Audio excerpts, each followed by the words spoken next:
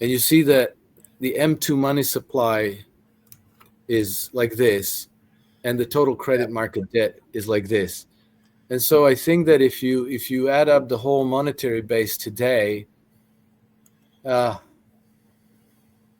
don't quote me on these figures, but let's call it arrives to maybe about 12, $13 trillion. Mhm.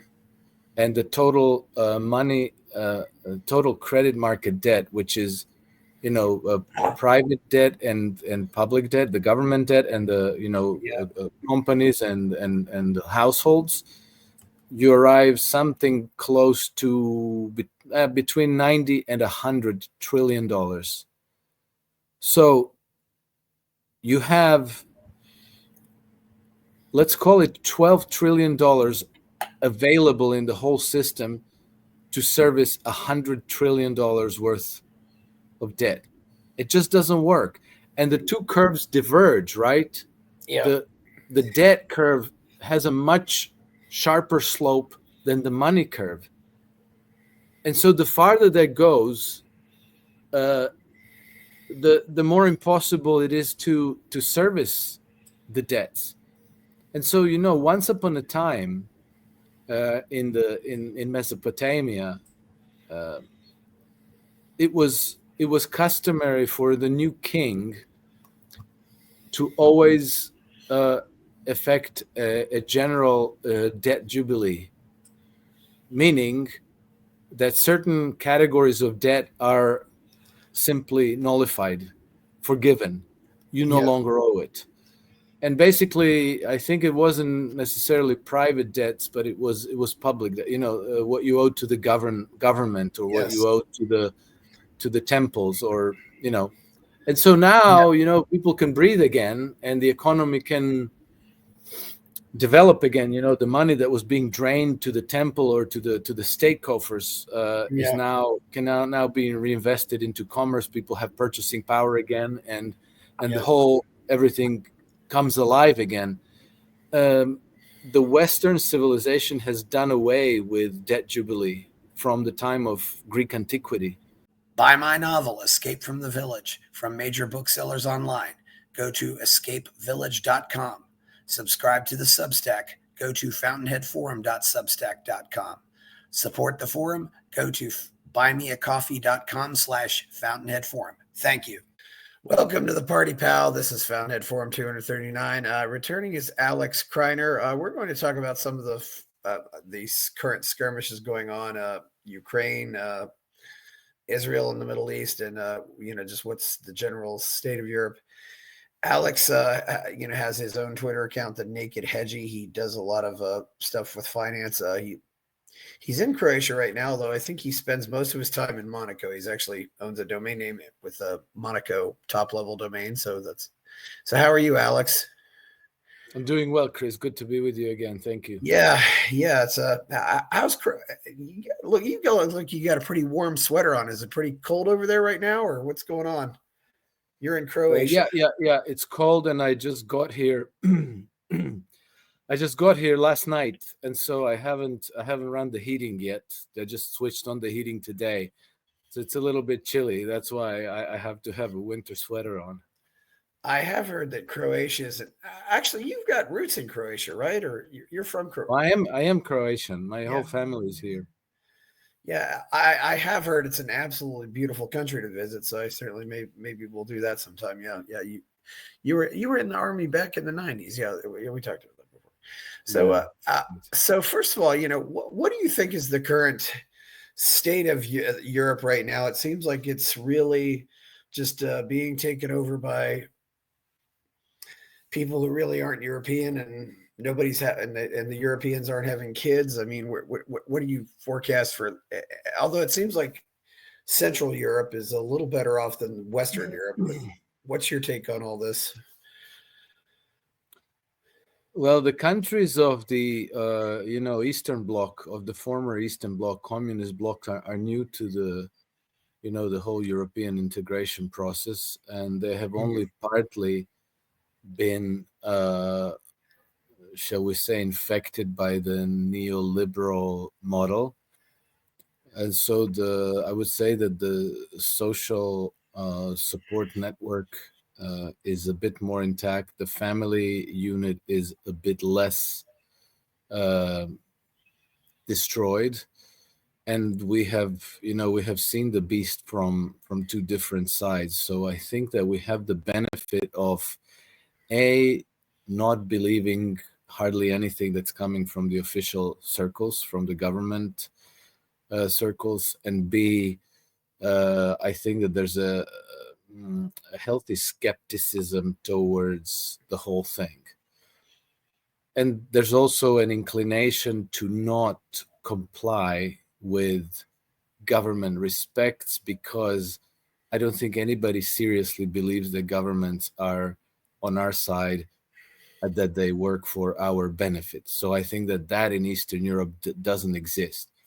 In Western Europe, it may be a little bit different, because most people in Western Europe, well, I don't know if it's most anymore, but let's say if you go back to before the pandemic, I would say that most people really believe that the governments try to do their best for the benefit of the people, and then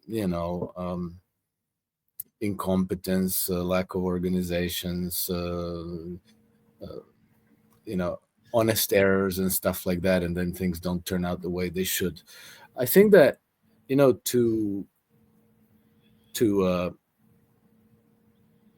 judge what is going on now in Europe and elsewhere, we always have to go back to the big context, to the big picture. And the big picture is that we are observing and experiences the conflict between two systems of governance.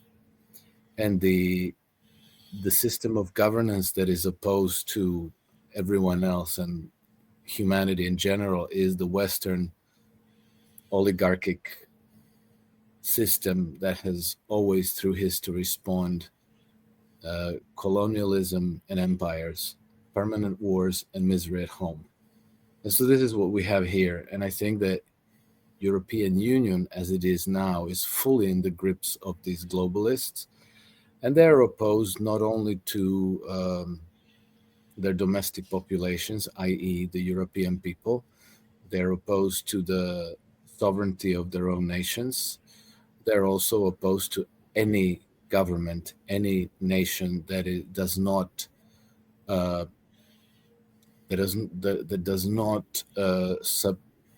subordinate itself to the colonialist model of governance.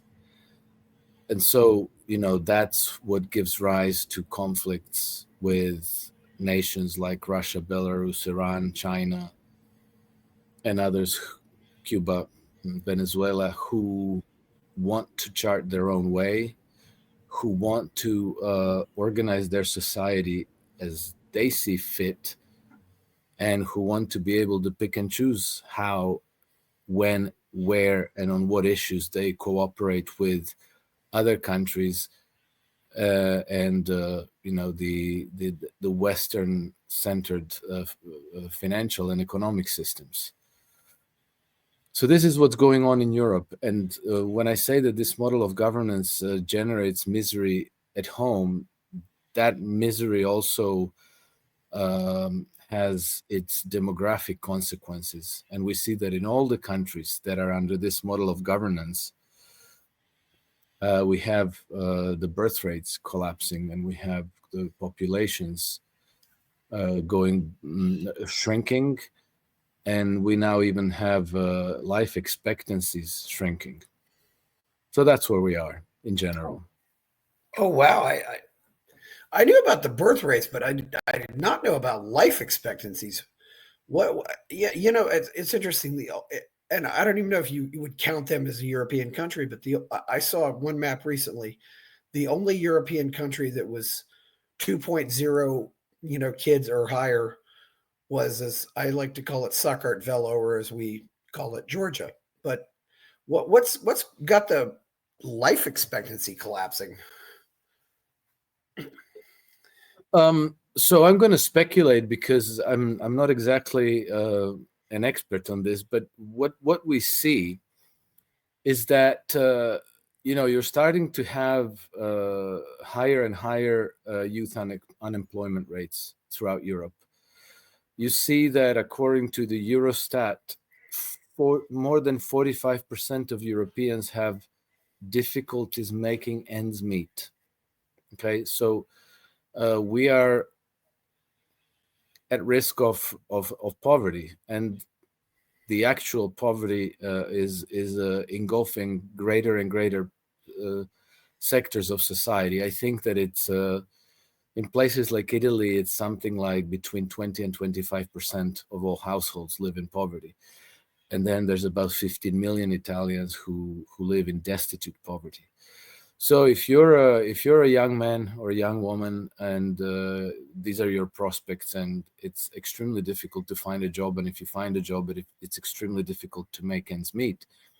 So how do you raise a child? How do you bring children into this life? How do you afford to put food on the table and to put them through school and to clothe them and so forth?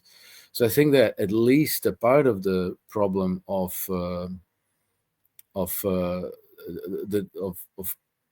deteriorating demographics in the Western world has to do with the fact that we are less and less prosperous, that real incomes are shrinking, that real costs of living are increasing, and that more and more young men and women are unemployed. They have difficulty finding meaningful employment. And so that's definitely a large chunk of the problem. Then, we also have the problem of poor quality nutrition and pervasive poisoning of our environment. There's some reason why sperm counts in men in Western populations has, I think, pretty much halved since the 1970s. I don't know what the cause of it, but I believe that there are multiple causes. More and more of the products we consumed are produced by very, very large corporations. If you go out to a pub, you'll have a Heineken maybe, or you have a Coke, or you have a Fanta or a Pepsi. You're going to buy your toothpaste and shampoos and lotions from Unilever or Nestle or something. You're going to buy coffee, the everyday products. And I suspect that these are not, laced with vitamins for our optimal health, but that there's actually a soft depopulation agenda afoot, and that, somehow they're managing to reduce fertility of couples. I personally had experience with this because my ex-wife and I had a very, very difficult time conceiving. The reason was that okay, so this is personal, but it's perhaps symptomatic of what many young families are dealing with. She had endometriosis, which is an inflammation of the inner lining of the uterus. And then when we discovered this after 8 years of trying to conceive, then we decided to stop using all of these products of mass produced products. So she stopped using lotions. We switched from conventional soaps and shampoos to the Aleppo soap, which has been produced the same way for 900 years. And we really, really cleaned up our diets and our the products that we used. And then very quickly she conceived, and we had 2 healthy children. But I suspect that it's partly in the environment, partly it's the economics, and who knows, maybe other factors at work. Here in America, you hear more and more about overdose deaths too. It's just because of and some of the less prosperous, but just because there's as I call it, a culture of hopelessness. Oh, yeah. As you pointed out, it seems like, I have said for a while that these Central European countries, the ones that used to be, behind the Iron Curtain, seem to have been a little bit inoculated against some of this communism because they had it shoved down their throats by the Russians, who they all pretty much hate now. But yeah, Western Europe. I've just written Western Europe off completely. I don't think there's any way it's going to save itself at this point. But in some of these cases, people, it's like the Irish said we fought for 300 years to get independent from Britain, and now we take all our orders from Brussels. It's not making a whole lot of sense why this is happening. Do you think the EU is going to keep? Do you think the EU has any signs of falling apart, or do you think it's just going to keep going like this? Because I think it's probably the dumbest government in the history of the world. No, I think that Europe is disintegrating as we speak. It's obviously a slow process, and it's a gradual process, but it's definitely getting away from them. It's definitely going in the wrong direction. The people are very. I think they're very exasperated with the whole project, and they see that their national sovereignty is being taken away from them, and that the decisions that are made in Brussels are always end up harming the people, and they always end up being less well off over time. And so now, we've had more than 2 decades of this integration experiment. No, 3 decades. And I think that most people in Europe would probably agree that we are far less prosperous now than we were 30 years ago. And we are also less free now than we were 30 years ago. And it's always coming from the same source. And I'll correct you. It's not coming from Russia. And communism was never invented in Russia. It's always been flowing out of London.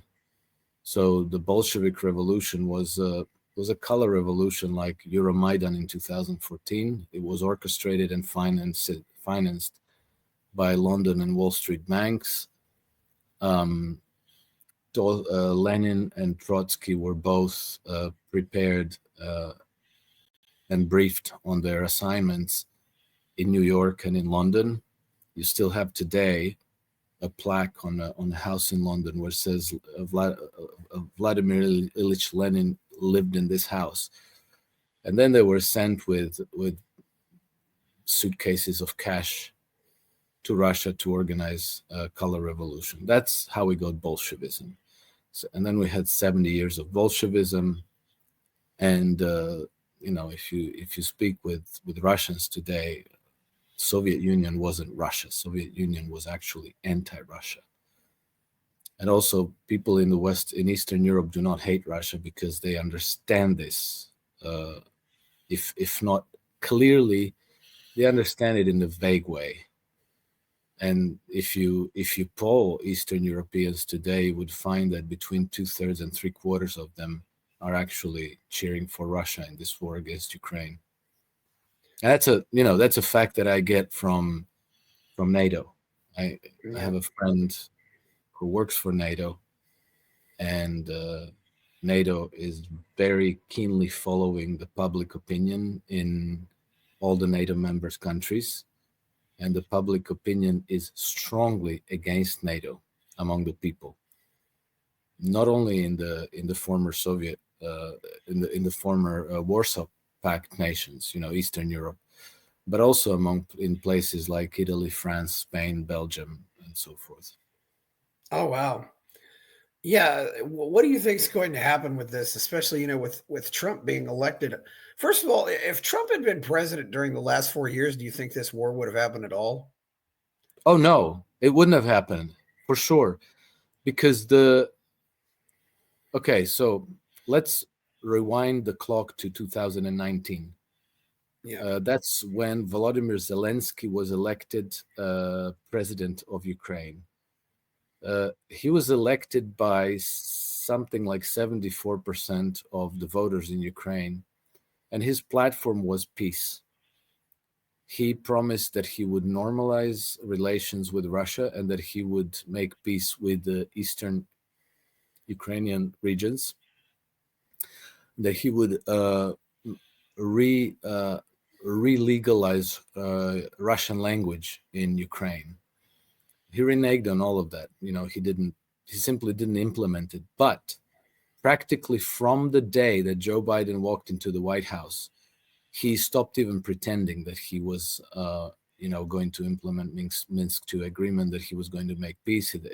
He immediately, when Joe Biden came into the White House, he started escalating tensions with Russia and provoking. So 12 days after Joe Biden walked into White House, he called Zelensky.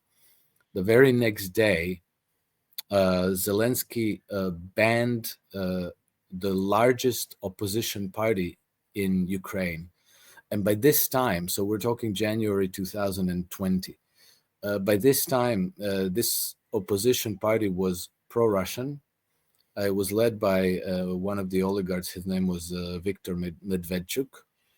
And if elections were being held at that time, Viktor Medvedchuk would have won in a landslide. So Vladimir Zelensky, in his 6 months in office, became already very, very unpopular. All kinds of scandals were erupting, and nothing of what he promised he managed to deliver. And then, so he banned Viktor Medvedchuk's party straight away. And then the very next day, he banned 3 of the largest opposition television networks in Ukraine. And then I think 2 weeks later, he actually arrested Viktor Medvedchuk. And this all happened, he didn't do any of that while Donald Trump was in office, because you'll remember when Zelensky visited Donald Trump in the White House, Trump told him, you have to implement Minsk II agreement. You have to make peace.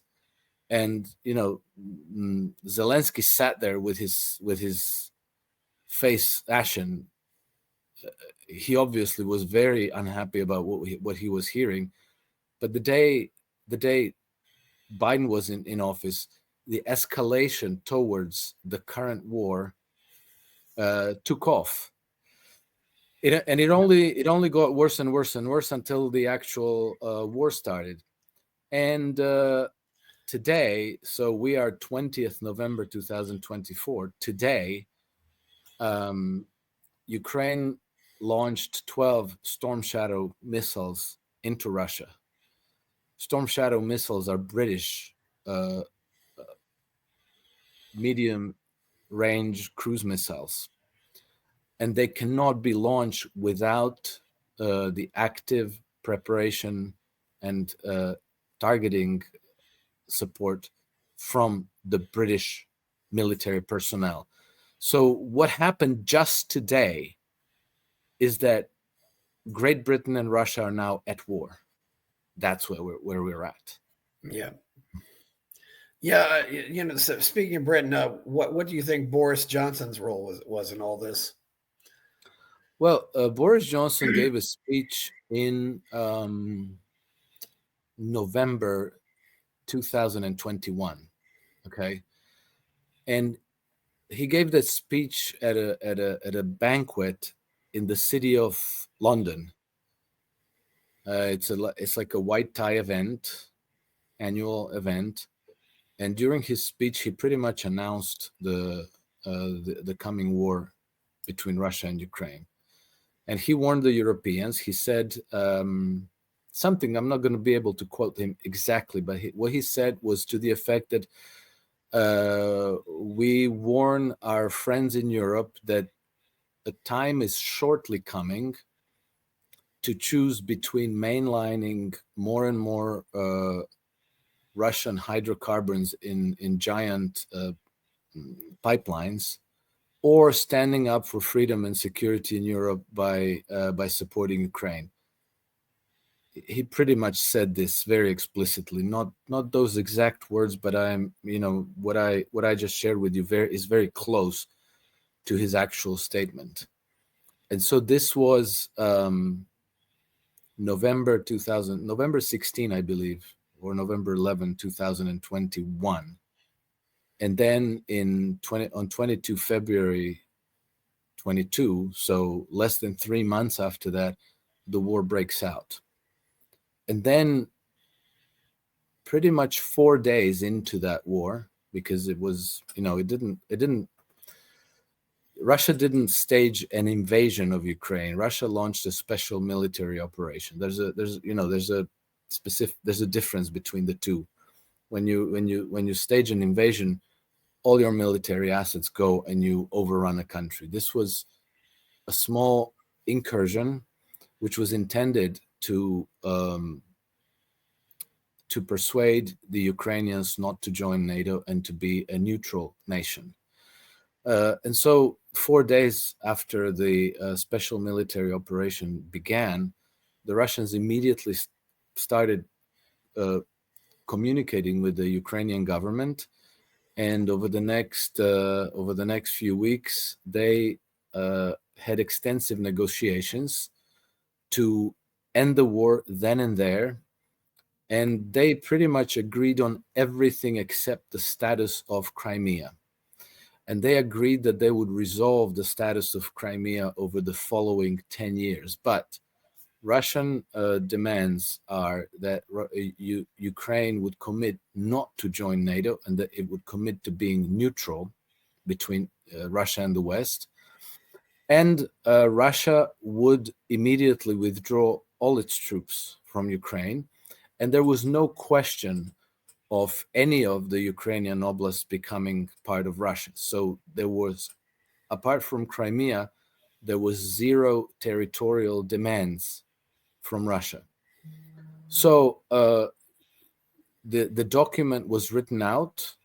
The Ukrainian side initialed all the pages of the document. There was very little left to be discussed, and it was practically ready to be signed. And that would have been the end of that war.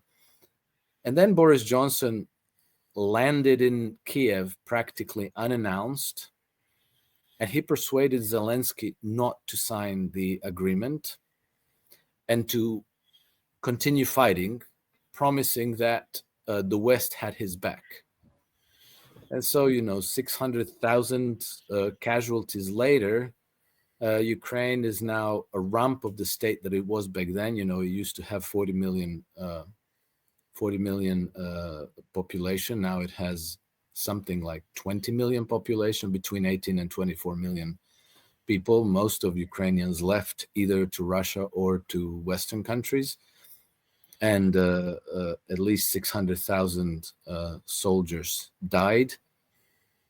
And I think up to 1 million are completely incapacitated. So yeah, that was Boris Johnson's contribution to peace in Europe. Yeah, what do you think the West wants to gain from this war? It seems like they're just throwing Ukraine. My impression is that they're just using Ukrainians as cannon fodder, but for what? Oh, it's not complicated. It's about collateral, exactly. Okay, so Western financial system is absolutely collateral starved. So you have to go back.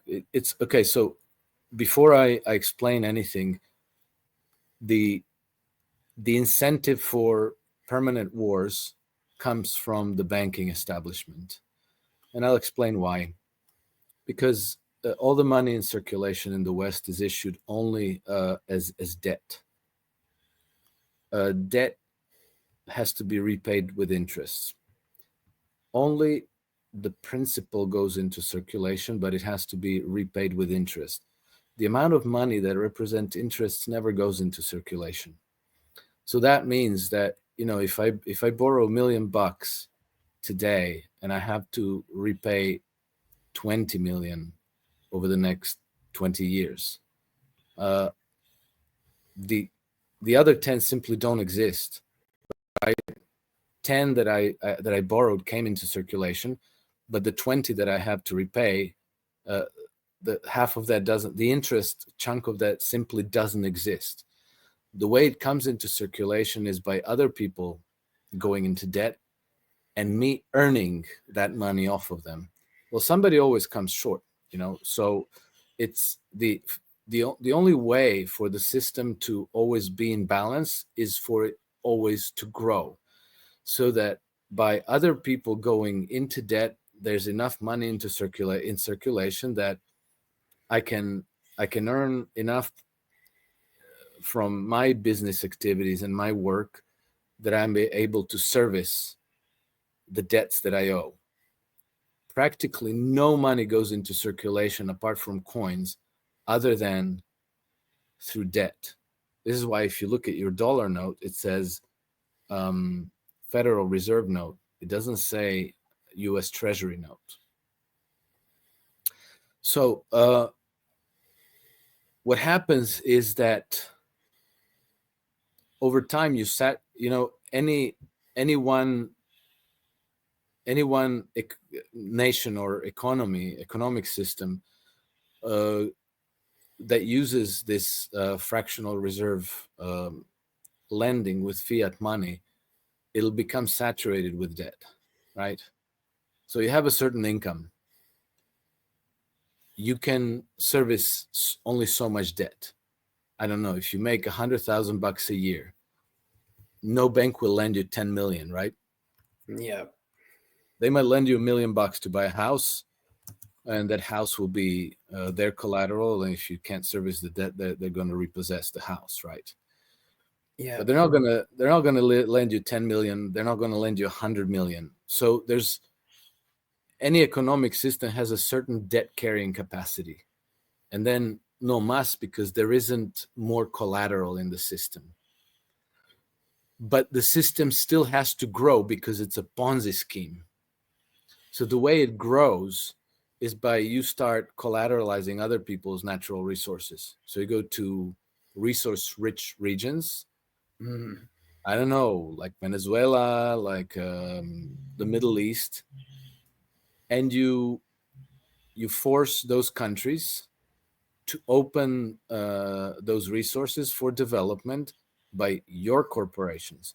And it doesn't so much matter that they are your corporations. What matters is that those corporations are client of your banks. Now, once you have control of those resources, and once your KBRs and Halliburtons and ExxonMobils get to exploit those resources, those projects will be funded by JP Morgan and Goldman Sachs and Citigroup and so forth. And now Middle Eastern oil reserves become collateral of American banks. And now on that basis, they can issue a lot more loans, right? Because KBR and Halliburton and ExxonMobil will be able to service those loans. So now you've financialized Middle Eastern oil reserves in your financial system domestically, right? And then, of course, a lot more. It's an inverted pyramid, because not only now these corporations will be able to hire more people, and these people will be making money, and then they will become clients to JCPenney, and they'll be spending money at restaurants, and they'll be buying apparel, and small businesses will be able to. So it's the whole system kind of gets primed and starts to grow on that basis. Okay, how does Russia and Ukraine figure into that? As Lindsey Graham informed us, Ukraine's worth about 12 trillion in resource wealth, that if you control by force, then you can decide who gets to exploit those resources and sell them. And then the banking system gets to finance that, and their system gets floated up. Russian resources are estimated between 75 and 90 trillion dollars. Now, I'll tell you why I know that it's the bankers who are creating the incentives for military conflict.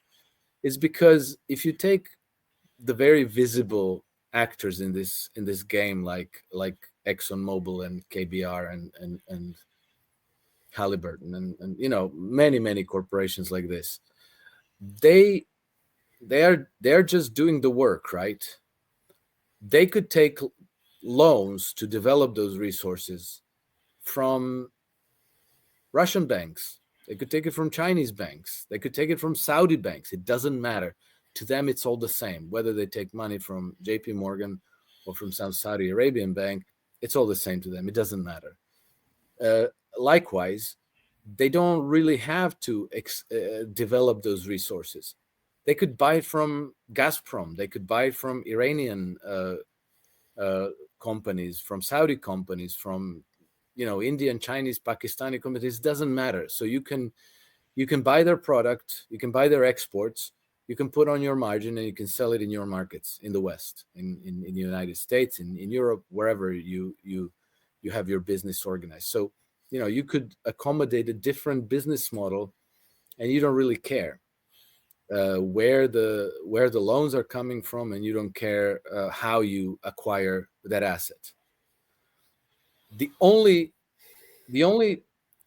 actor in the equation for whom it's a zero-sum game, either it's all or nothing, is the banking establishment.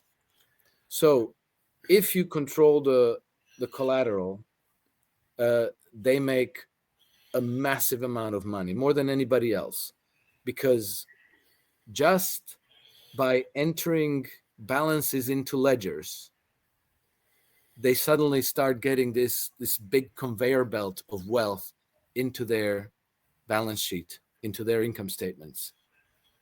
If a Chinese bank finances the thing, the conveyor belt goes to China. If Saudi bank funds development, the conveyor belt goes into Saudi Arabia.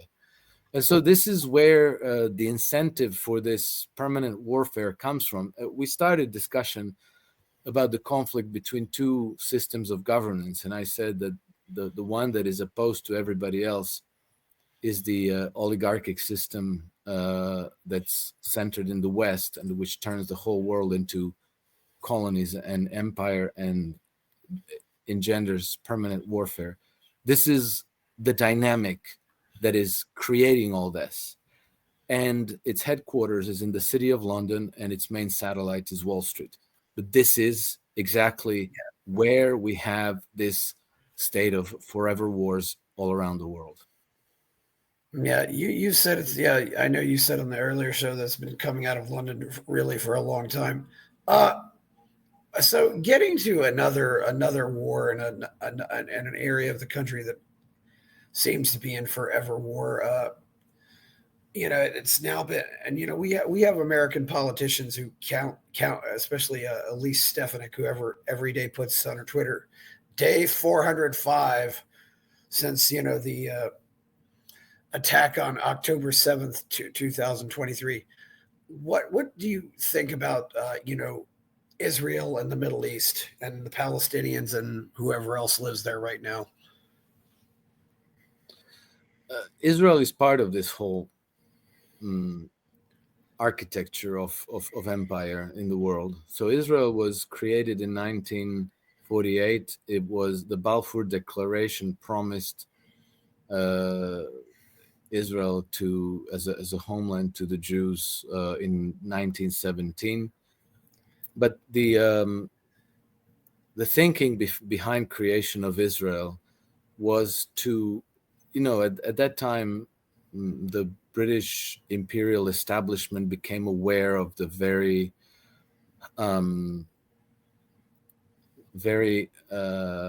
abundant oil resources that were available in the region. And so the creation of Israel was supposed to serve as a beachhead to keep British hegemony over that region. And to this day, many people in the American military establishment refer to Israel as our unsinkable aircraft carrier. So the homeland for the Jews always served it served the public consumption purpose as a palatable justification for the creation of Israel, but its actual purpose was to uh, to be the foundation for Western hegemony over the region. And the Balfour Declaration in 1917 was issued by Arthur Balfour to Lord Rothschild. Now I forget his first name, but if it wasn't Arthur, it was something similar to that. Lord Rothschild was the father of now it escapes me. Anyway, his son was best friends forever with Arthur Balfour. Nathan Rothschild. So Nathan Rothschild and Arthur Balfour were BFFs. And Nathan Rothschild used to hang out almost all the time at the Foreign Office, huddling with Balfour about, and who knows what they were discussing. But one of the things that was the product of those discussions was the Balfour Declaration addressed to Nathan's father. We have documents from a bit later, which pretty much said that the discussions about creation of Israel were going on in Alfred Milner's roundtable, and that the plan was to seed the region with what they called a particularly patriotic stock, meaning, imported Jewish people from particularly from Eastern Europe and Ukraine. And so that was done, but it wasn't done with the view of giving, the long-suffering Jews finally their homeland where they can be free and safe. That didn't happen practically. Jews are today a lot less safe in Israel than they are pretty much anywhere else, including Iran. And I think that if anybody had doubts about that, and I was one of them, I was aware of these, these interpretations of history, but I thought, nah, come on, nobody would be that evil, right? Well, I think that the pandemic completely changed my mind, because if you looked at the way the pandemic and the lockdowns were managed in Israel, you see that they pretty much used the whole Israeli population as guinea pigs in a completely cold and cynical way. And now they're using them to, wage war on Palestinians, on the Lebanese. They're using them to try to eliminate Hezbollah and to eliminate Hamas, and ultimately to try to eliminate Iran. It's not going to work, but they've subjected a whole nation to an extreme mass formation psychosis. And in the end, it's going to end badly for the Jewish people. They weren't given a safe homeland. They were used cynically as pawns in an imperial game, and this imperial game has been defined as such already by Halford Mackinder in the early years of the 20th century. In 1904, he published a paper called Democratic. The first 1904 he published the pivot of the world, something to, I forget the exact title of the document, but the geographic pivot of the world. And it talked about Eurasian landmass, which is, important because it has the most of the world's population and the most of the world's resources, including energy. And so this is the richest area for the empire to control. Well, you can't control such a large chunk of geography by force. You can't police it. You can't hold it down by military conquest. So what you do is you have to do it by divide and conquer, right? Divide and rule. And so Halford Mackinder was talking about surrounding the pivot area of the world, which is the area pretty much from the southern Russia, the Caucasus, all the way to Iran and Afghanistan, that whole central region of Eurasian landmass. and surrounding it by all these beachheads, which at the time in 1904, Mackinder, sorry for your viewers, Mackinder was one of the ideologues of the British Empire, very much a part of the British imperial establishment. How do you spell that name? Mackinder. Thank you. Halford with an H. And so what he was talking about is surrounding this pivot area with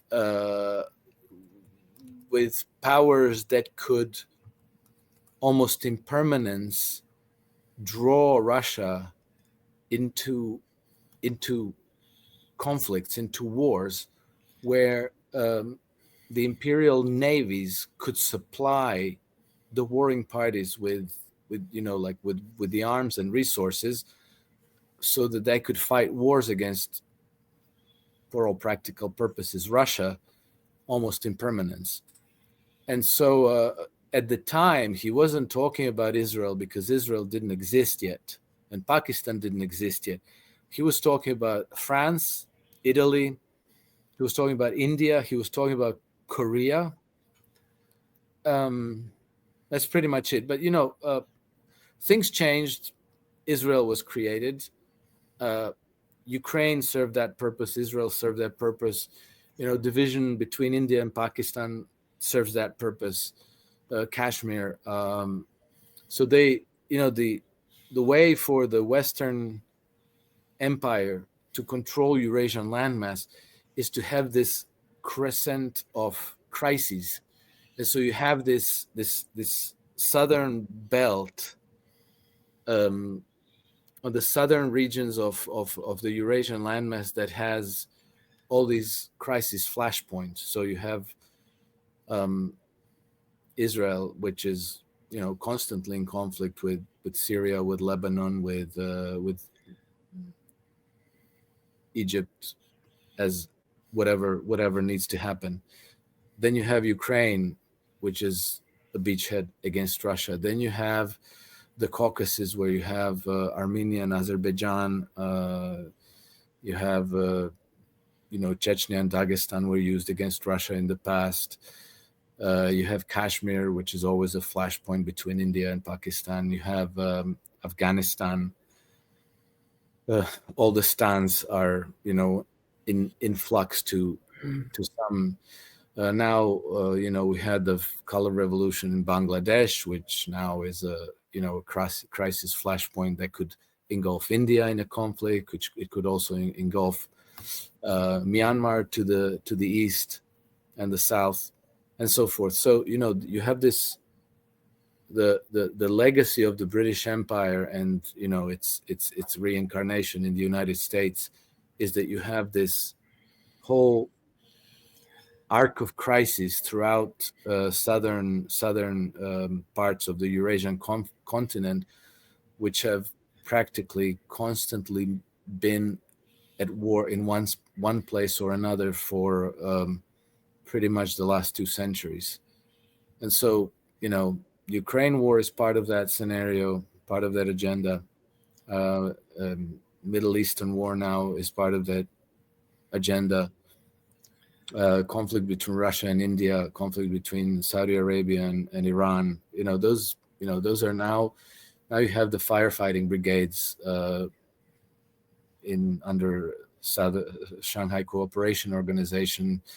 Russians and the Chinese are trying to make peace, and they've been successful. They managed to bring Saudi Arabia and Iran to peace. They've managed to start the peace process between Russia, between China and India over the border regions. So they're doing this, but it'll take a while for this arc of crisis to become fully stable and immune to warmongering influence of the Western Empire. Yeah, if you look at some of the things that happened there, definitely you could say there's been various crises. I mean, the Suez Canal, I also assume that the overthrowing of Mossadegh in Iran had something to do with this, which Iranians are still, I mean, they still hate Americans for that. And that was, 1953. Uh, and a lot of Americans don't even know who Mossadegh was. So Israel, what's the public opinion in these countries? Do you think people might, turn against some of these wars? And of course, also the Bangladesh-Pakistan war, which I believe was in '71, which, before it was West Pakistan and East Pakistan. When you ask me about the public opinion, you mean opinion about what? Public opinion, say in Iran and Israel. I mean, what do the citizens there think? The people who are the real victims of all these wars. I think they're largely aware of what's going on. Yeah. I don't know. I don't know whether the awareness of the larger agenda is clear, but they understand where the problem is coming from.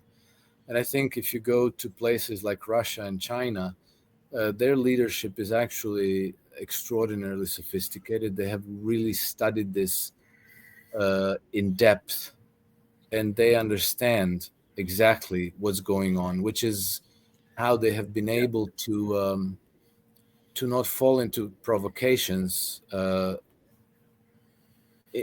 in the way they've been repeatedly through history been drawn into these quagmire conflicts.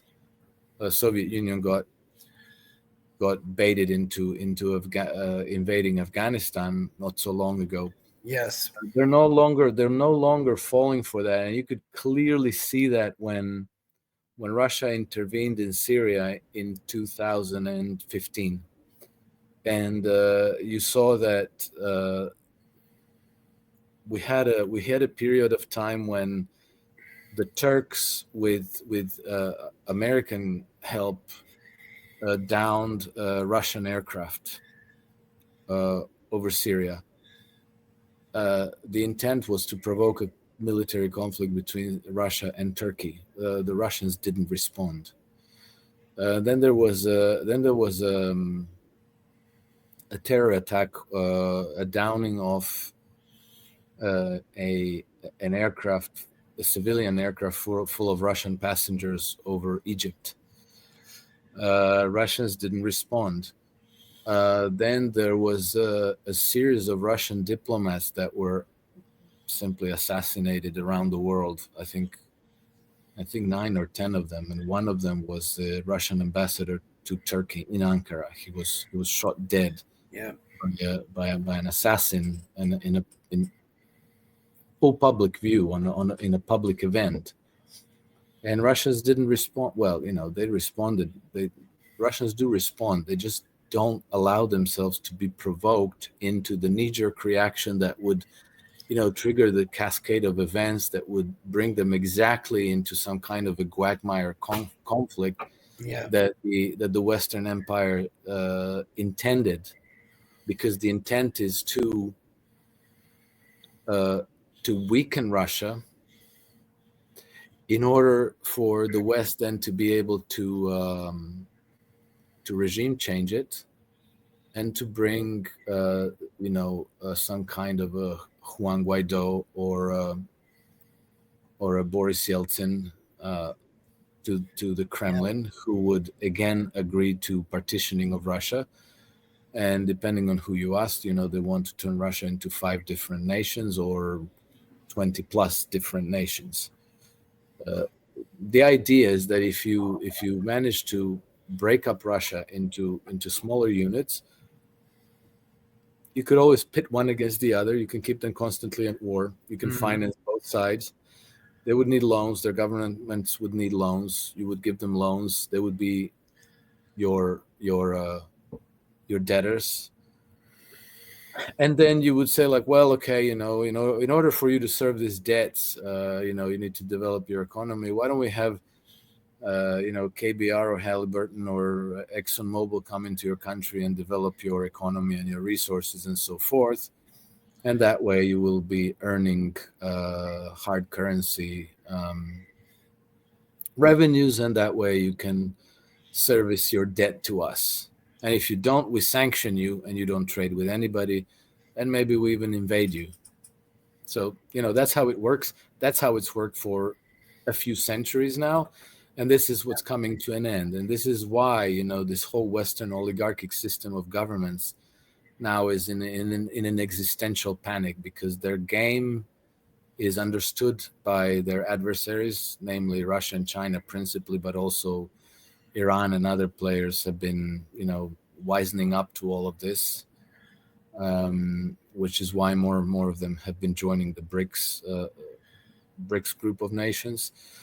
And so you have these desperate attempts to try to trigger a bigger war between Russia and NATO. This is why they suddenly, in the last days of the Biden administration, decided to escalate by authorizing long-range strikes into Russia proper with Western supplies missiles, because they're trying desperately to orchestrate a conflict between Russia and NATO proper, to activate Article 5 of the North Atlantic Treaty, so that they could mobilize all of the NATO member nations to go to war against Russia.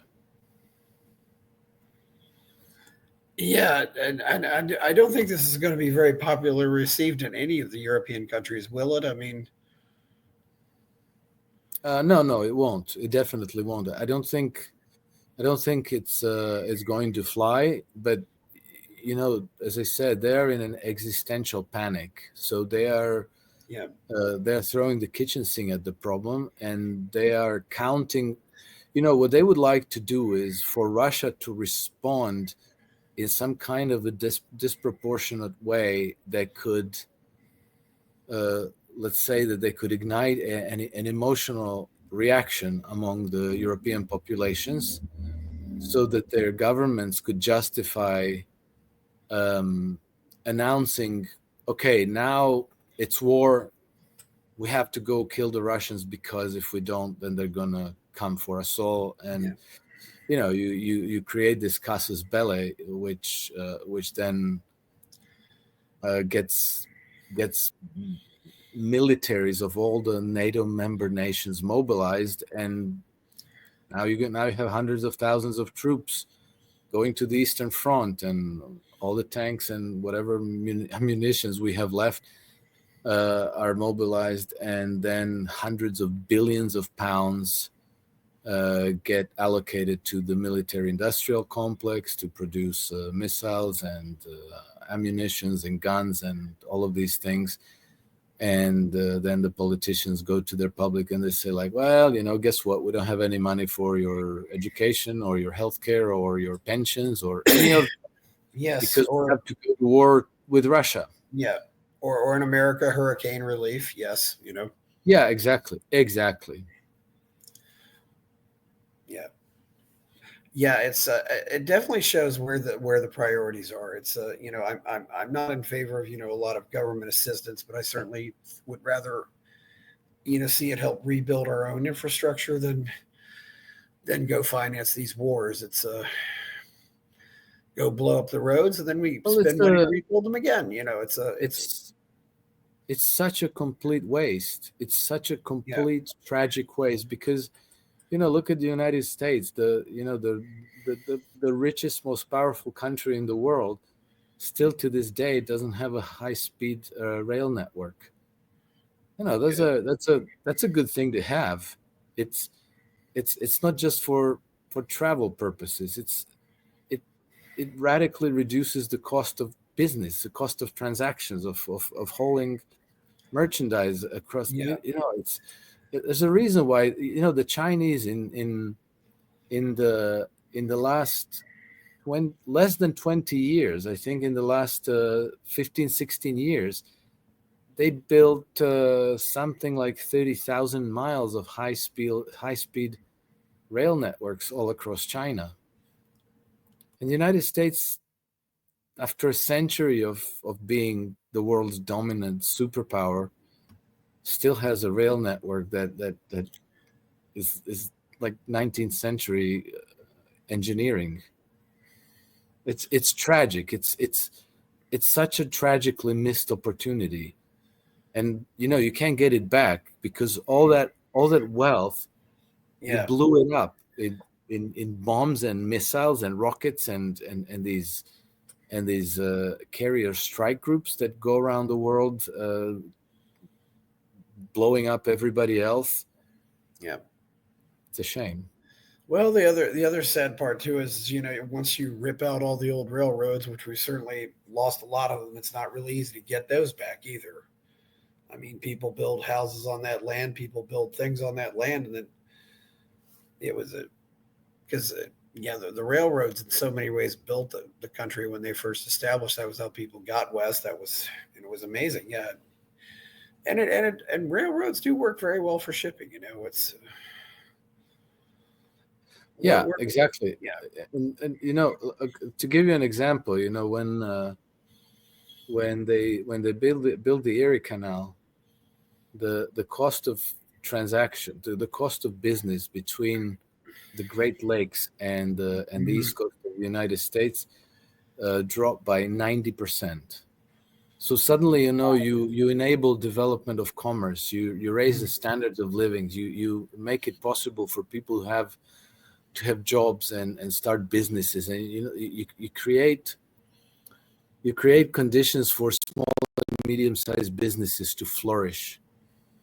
If you plow it all into Mhm. arms and weapons, and you blow it up all around the world, you know that's a one-time money spent one time on something that's going to be blown up, and that's the end of it.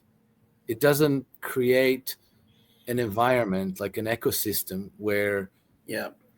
businesses can grow and flourish in essentially in perpetuity, and you have not only the rising standard of living and increased employment. You have like almost an engine of innovations where you're developing new products and new services, and some of this ends up in export markets, and you're drawing wealth and talent from all over the world and so forth. If it goes into the military industrial complex, it's spent once, it's blown up, and that's the end of it, and then you have to spend more to replace it. Yeah, I got to give you an intro. I don't know if you know this about the Erie Canal. That was not a federal project in America. In the annals of American history, that was a project undertaken by the state of New York. So it wasn't even because it was entirely in the state of New York. It was yeah, it's definitely one of the more interesting projects. I mean, and of course, a lot of our railroads were privately funded, but they've just regulated the crap out of them ever since. I mean, I yeah, high speed rail, yeah, would be interesting, especially. I don't know though. Considering how much more sparsely populated America is compared to Europe, I think that's one reason why public transportation doesn't get as much support here, and it's also still why I think we have less of a broadband internet structure here, is because we've still got a lot of wide open spaces in America. Just not, and Europe doesn't have wide open spaces quite to the degree that we have. But yeah, Yeah, I don't know, but it could be part of the reason why, yeah, because you didn't build those rail networks. Large swathes of the country couldn't be inhabited, or like you'd be cut off, yeah. and then it's very difficult to develop an economy that could sustain a larger community of people, because it would be difficult to be plugged into the rest of the system and to trade with the rest of the country. Yeah, there's definitely not. Yeah, and that was the whole point, was so we'd have easy trade. What do you? I asked you at the beginning. What do you think about Javier Milei right now, and what do you think might happen in South America? Because I've been following him a lot, and I know you have some opinions on this. I'd like to hear how this all ties into what's going on right now. because he's So, very much pro-America and very much pro-Britain. I do think he's trying to get the Malvinas, or the Falkland Islands, as English speakers call them. But yeah, well, he's saying that. I wonder if he means that, yeah, because you can't be pro Britain and at the same time saying like the Malvinas belong to Argentina and we're going to take them back, because that would mean going to war against Britain.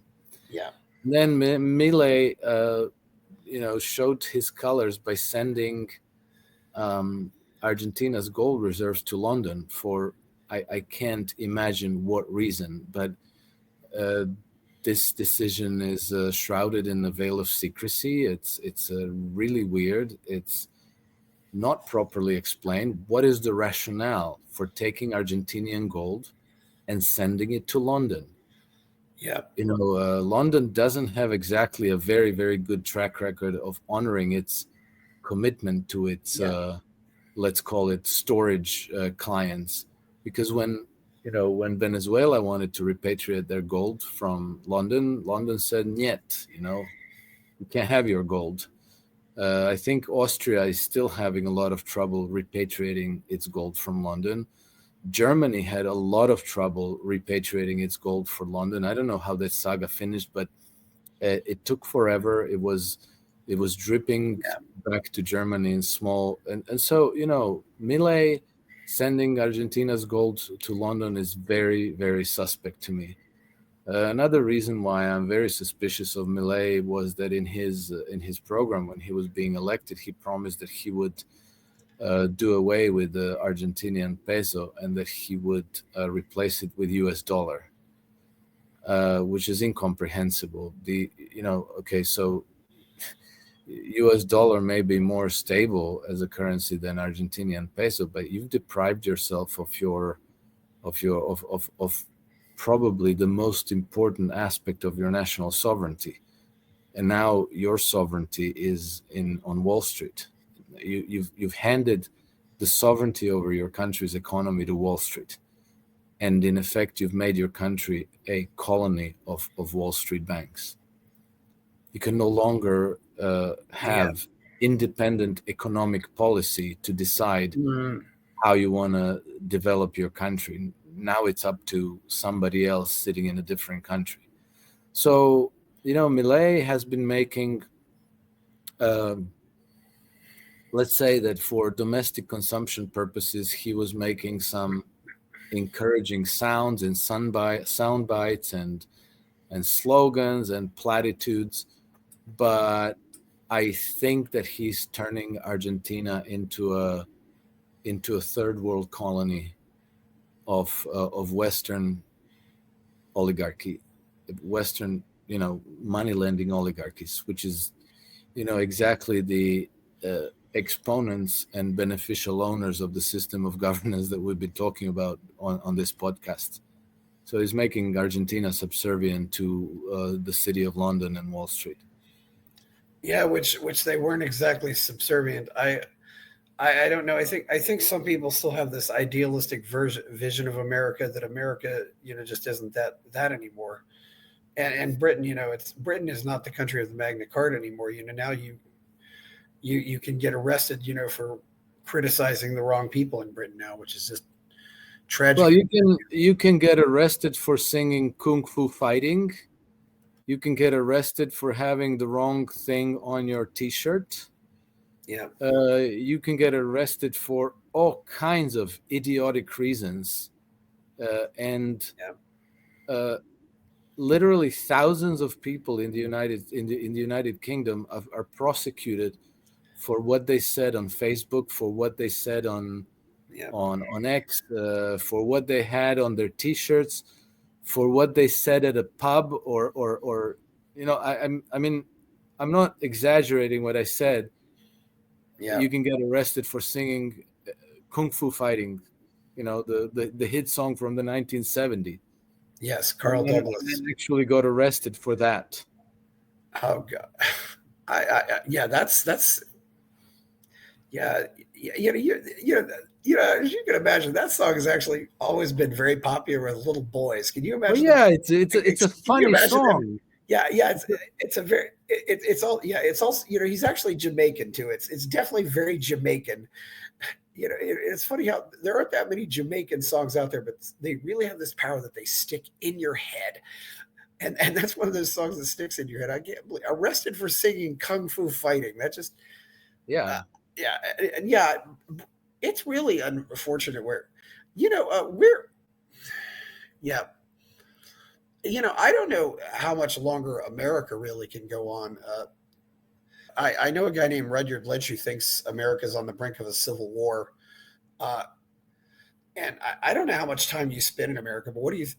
And he does this by looking at historical cycle statistics. For example, he says when the marriage age gets up to about 28, a country has a revolution and stuff like that.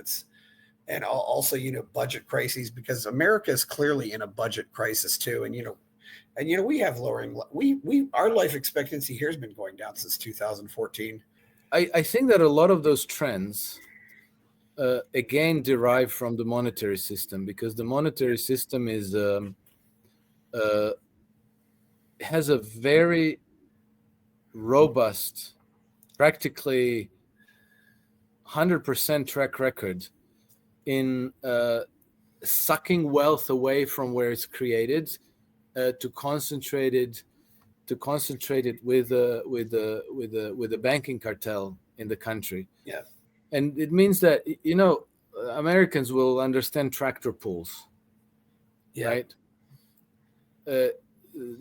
Our economies pretty much function on that principle, that the farther it goes, the harder it gets to create prosperity, because more and more wealth is being drained away from the system. Yeah. And so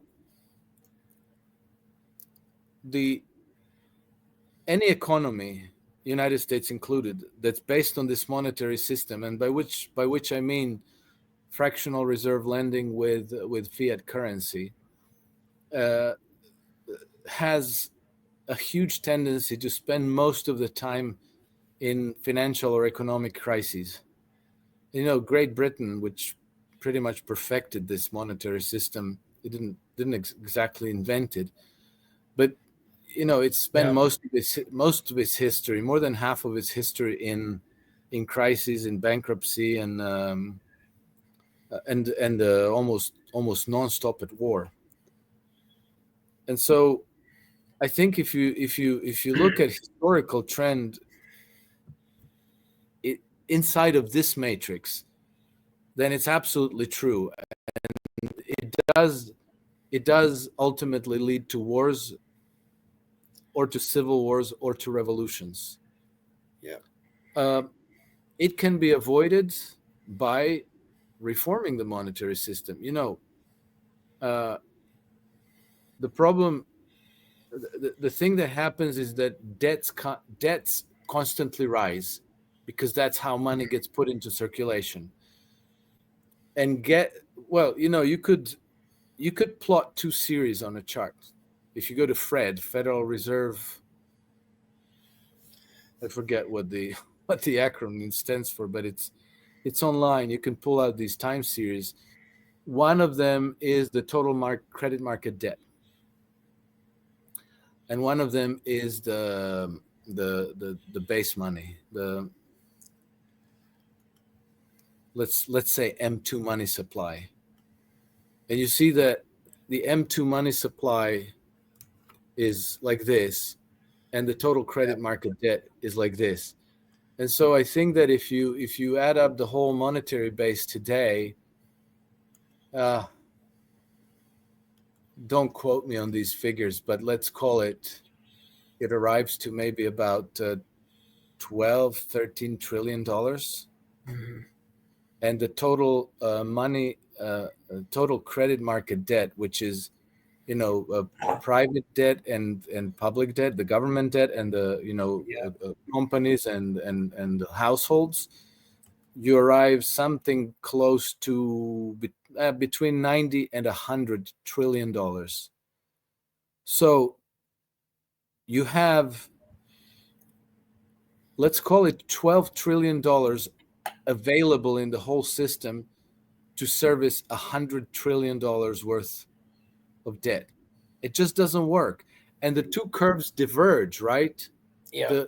The debt curve has a much sharper slope than the money curve. And so the farther that goes, the more impossible it is to service the debts. And so, once upon a time, in Mesopotamia, it was customary for the new king to always effect a general debt jubilee, meaning that certain categories of debt are simply nullified, forgiven. You no longer owe it. And basically, I think it wasn't necessarily private debts, but it was public. What you owe to the government, or what you owe to the temples, or And so now people can breathe again, and the economy can develop again. The money that was being drained to the temple or to the state coffers is now being reinvested into commerce. People have purchasing power again, and the whole everything comes alive again. The Western civilization has done away with debt jubilee from the time of Greek antiquity. We no longer do debt jubilee, so debts are never forgiven. Yeah. Because we've instilled these democracies, and under democracies, we have the illusion of people power. But what it actually means is there is no king who can enforce a debt jubilee, because in order for you to have a debt jubilee, you need to have a sovereign who can simply decree it to be so. And then everybody else has to make peace with it. So the bankers, the temples, the treasury, everybody has to make peace with the fact that all these debts are now gone. They're no longer your assets. You have to start over. And this is the whole point of Magna Carta. We're being brainwashed to think of Magna Carta as a great advancement in, democracy and human rights. What the Magna Carta does is it removes the king from the command and control hierarchy of the society. And now the top level of that hierarchy is the oligarchy. Okay, so the oligarchy is above the parliament and above the prime ministers and other ministers and local, governments, and there's nobody to restrain them, which is why the Western, this Western oligarchic system of government absolutely hates people like Vladimir Putin and Xi Jinping, because they are that top of the pyramid. Because Vladimir Putin can say, like, okay, we're forgiving these debts, and they will be forgiven. So, he forgave $20 billion worth of debt to Cuba. He forgave, I don't know if it was 20, maybe it was less, maybe it was 10, maybe it was 12. He forgave $22 billion worth of debt to African countries. He just recently wrote off all the debts owed by the veterans of the armed conflict in Ukraine. He can do that. And the people who own those debts simply have to say, like, well, shit, that's that. In democracies, this cannot be done. I mean, in 2003, Vladimir Putin lined up all of the Russian oligarchs, and he told them publicly what the rules of the games are. This is the framework within which you get to play, and you cannot go outside of that framework. And they had to make peace with it. And Mikhail Khodorkovsky, who tried to challenge Putin, ended up in prison for 9 years. In the West, this is unimaginable. Imagine Emmanuel Macron lining up Yes. French oligarchs, or Joe Mhm. Biden lining up American oligarchs, or Yeah. Keir Starmer lining up British oligarchs. It doesn't Well, exist. They are yeah. above them. They tell them what the policy will be, and he has to follow. And we actually have Liz Truss, the former prime minister of Great Britain, actually testified to that effect. She was a few months ago. She came to the war room. What's his face? Steve Bannon's war room. Yeah. And she said that, well, when I became prime minister, I thought I was on the top of the heap and I was going to be crafting the policy. But then I discovered that actually the policy is being crafted by the Bank of England and by the Office of Budget Responsibility, which is, also responsible to the banking cartel.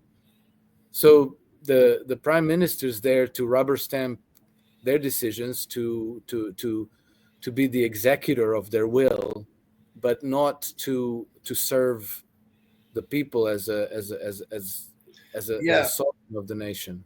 Yeah. One thing I wanted to discharge debt. Joe Biden, for example, was talking about discharging all college student loan debt. Which would be huge. Uh, because there's billions of dollars of college student loan debt, and some people have gotten into this cycle of not being ever be able to pay this debt off. Is that similar to what you're talking about, or because you're talking a lot more about government debts, really? Well, if Joe Biden enacted something like that, usually it would mean that the government would take over those debts. Yeah, they would just take those debts and pay them off. It would be converted from individual student debts into public debt that's on everybody else's. Like it becomes government debt. He's not talking about just forgiving those debts and telling the creditors, well, you're shit out of luck. This debt is no longer owed to you. Yeah, that's true. Yeah. There's a whole lot of debt out there. How do you think? There's been some talk, especially people like Whitney Webb and some other people, saying that central bank digital currencies might become a part of all this. What do you think about that?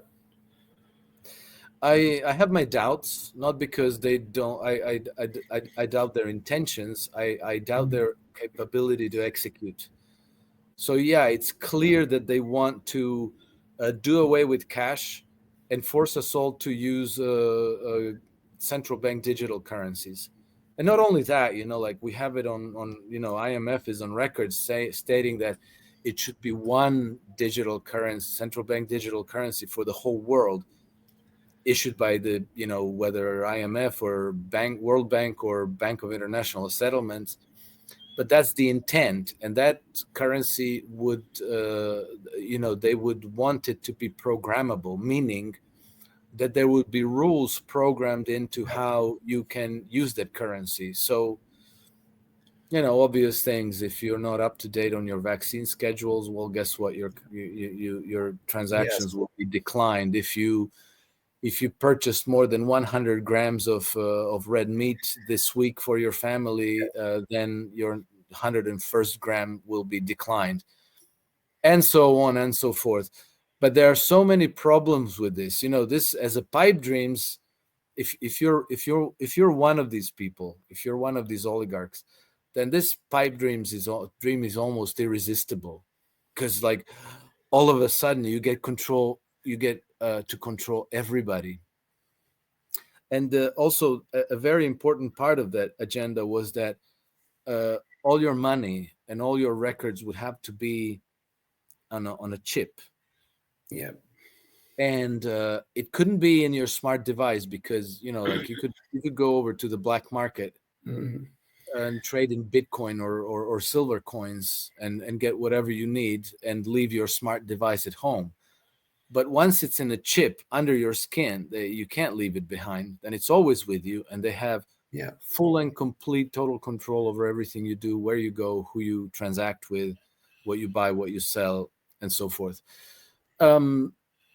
They tried to launch a CBDC experiment in Nigeria in 2022.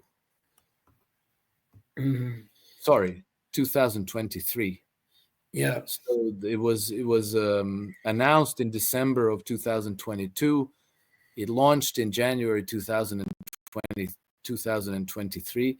It was the Biden White House that designated Nigeria as the test market for this. Oh, wow. For very important reasons, because Nigeria is, it's a relatively prosperous country. It's a large country, resource rich, but it has a relatively simple financial system, because there's all, with the CBDCs, there's all kinds of very massive, messy problems that need to be resolved, because you not only have cash, there are stocks, there are bonds, there are people have life insurance. It's like all of these things to kind of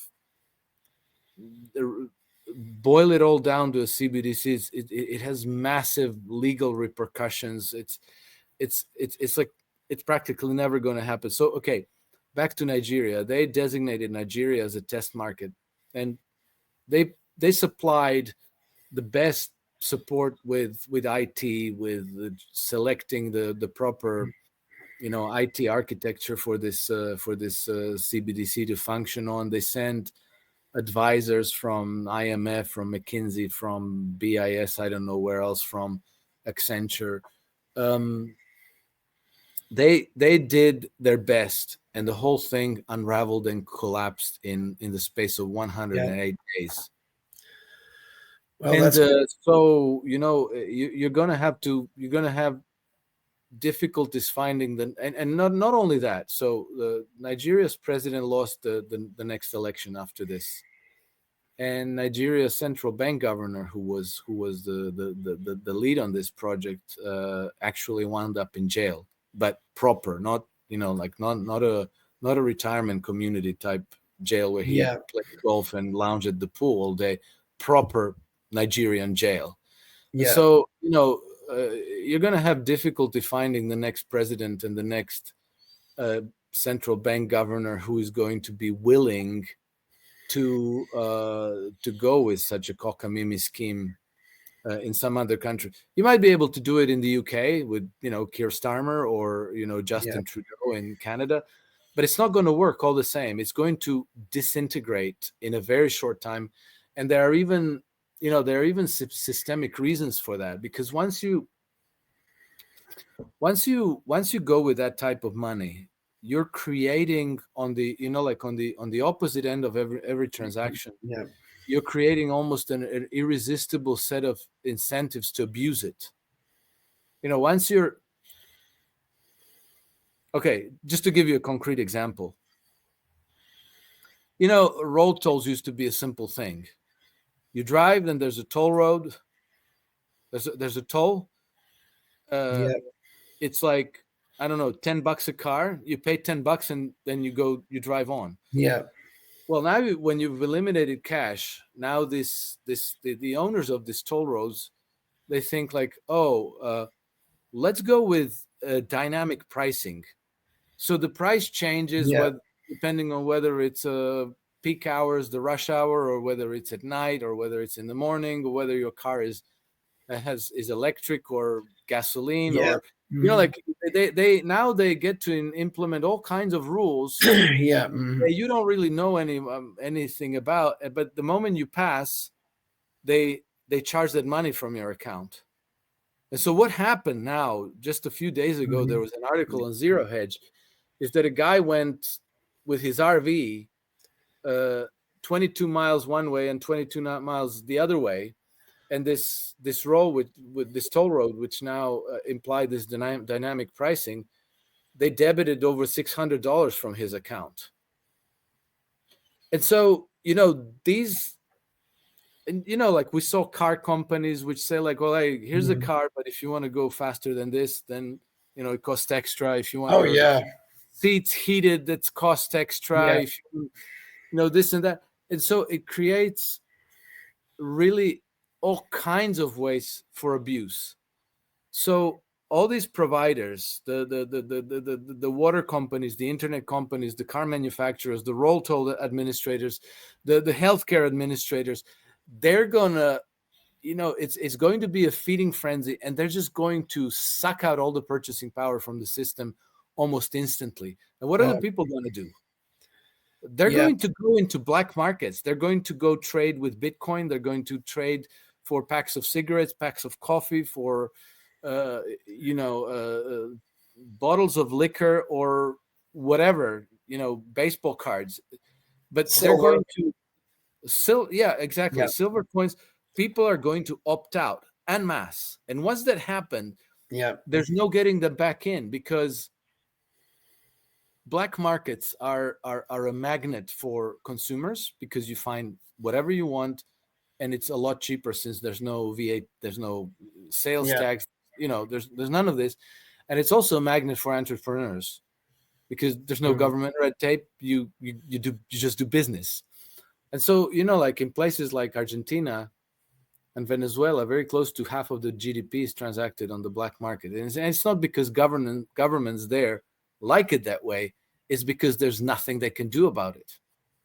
And so that's what's going to happen if they try to force the CBDCs down our throats. That'll be very interesting. I can imagine that a Nigerian jail is probably worse than any American jail in Europe or America. But so anyway, also, Alex, talking about Russia, I don't know if you saw this recently. Russia decreed that Russian children cannot be adopted out to any country now, which allows the transitioning of children. It's interesting how Russia is also, and I've also heard that Russia is a haven for this. For example, if I'm in a divorce and my wife wants to transition my kid, and I don't want to transition my kid, I can go to Russia and even though it's technically might be kidnapping, Russia will just say, "Oh, sure, you can stay here." So, this has been a great conversation, Alex. I'm glad to bring you back here. It's been too long. And you're definitely making me want to go visit Croatia and Monaco sometime. So, well, I can tell you, Chris, Croatia is ridiculously beautiful as a place. So if you have an opportunity to visit, I would highly recommend it, preferably in late spring and early summer, because July and August can be packed during it's the tourist season. And then every beautiful place, the better the place, the more people are going to be there. And then also, if you enjoy sailing, we have an extremely competitive charter industry where you can rent a sailboat and go island hopping. And that's that's to my mind the very best way to experience Croatia. Maybe go fishing at the same time. By the way, one thing I wonder about Monaco, when people go in and out of Monaco, how do they fly in and out of Monaco? Because I don't think they. You would fly into Nice, Nice Airport. It's a second busiest airport in France, and then it's about a 20-25 minute drive to Monaco. Okay, so you probably maybe get an Uber or something like that. Okay, thanks. Well, yeah. Well, it's been great having you on here, Alex. Where can we find you out there on the net? Oh yeah. I'm active on X. My handle is @NakedHedgie, and I have now 2 Substack publications. One of them is my personal, let's call it my personal blog called Alex Krainer's Substack, and I recently also launched a blog for a report for traders that publishes daily trend following signals and market commentary covering 16 key global financial and commodities markets. Well, it's things like Nikkei, S&P 500, NASDAQ, US Treasury bonds, British FTSE Gilt, and gold. And so that's called iSystem Trend Compass. Okay, well, thank you very much, Alex. It's always great to have you here. Please thank you for having me. Yeah, go ahead. Please like the video, subscribe to this channel, go buy my novel, Escape from the Village, go to buymeacoffee.com to support the channel and check out my Substack. Thank you, Alex Krainer. We're out. Buy my novel, Escape from the Village, from major booksellers online. Go to escapevillage.com. Subscribe to the Substack. go to fountainheadforum.substack.com. Support the forum, go to buymeacoffee.com/fountainheadforum. Thank you.